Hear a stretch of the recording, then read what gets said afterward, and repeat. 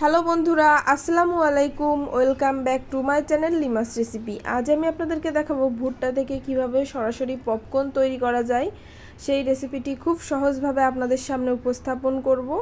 তো এজন্য এই ভুট্টাটাকে এখান থেকে ছিঁড়ে একটা প্লেটে তুলে নিব। তো নিয়ে নিয়েছি, দেখুন।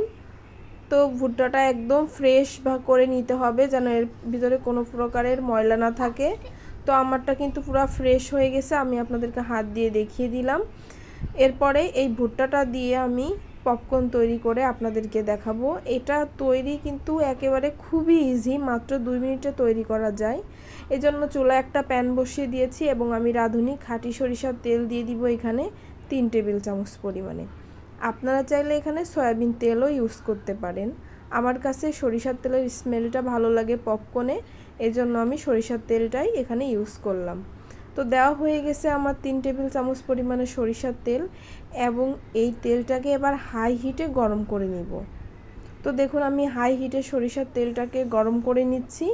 তো তেলটা যখন একদম হাই হিটে গরম হয়ে যাবে, তখন চুলার আঁচটা মিডিয়ামে রেখে তারপরে কিন্তু এই ভুট্টার বীজগুলোকে দিয়ে দিতে হবে।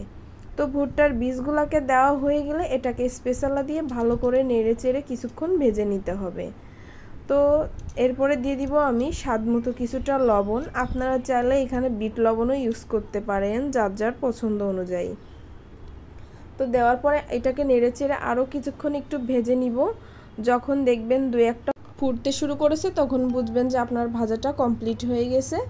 তো আমার কিন্তু এখনও ফুটতে শুরু করে নাই, আমি আরও কিছুক্ষণ এটাকে ভেজে নিব। তো দেখুন, এইভাবে অনবরত নাড়াচাড়া করে ভেজে নিতে হবে, যাতে সবগুলো সমানভাবে কুক হয়। তো এরপরে দেখুন, আমার কিন্তু এবার কিন্তু 1-2টা করে কিন্তু ফুটতে আরম্ভ করেছে। এ পর্যায়ে আমি এটাকে কিছুক্ষণ নাড়াচাড়া করার পরেই আমি এটাকে ঢাকনা দিয়ে ঢেকে রাখব।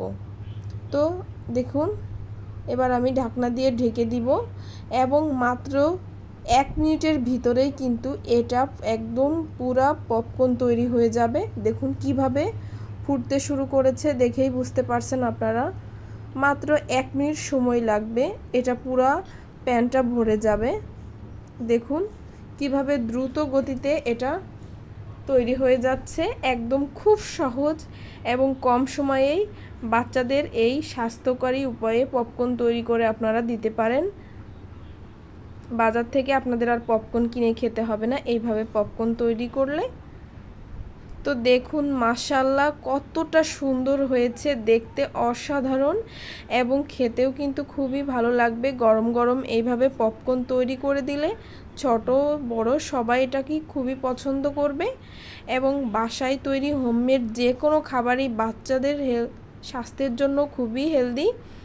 তো দেখুন, আমার কিন্তু পুরা পপকর্নগুলো তৈরি হয়ে গেছে। এবার আপনাদেরকে আমি চুলা থেকে নামিয়ে দেখিয়ে দিচ্ছি। দেখুন, চুলার উপর থাকলে কিন্তু এটা আরও ফুটতে থাকবে, তো ছড়িয়ে যাবে চারু সাইডে। এই জন্য আমি এটাকে চুলাটা বন্ধ করে দিয়েছি। দেন আমি এবার একটা প্লাস্টিকের জালিতে এই পপকর্নগুলোকে ঢেলে আপনাদেরকে দেখিয়ে দিচ্ছি কতটা সুন্দর হয়েছে। তো বন্ধুরা, এটা তৈরি করা যেমন সহজ, খেতেও অসম্ভব মজার হয়।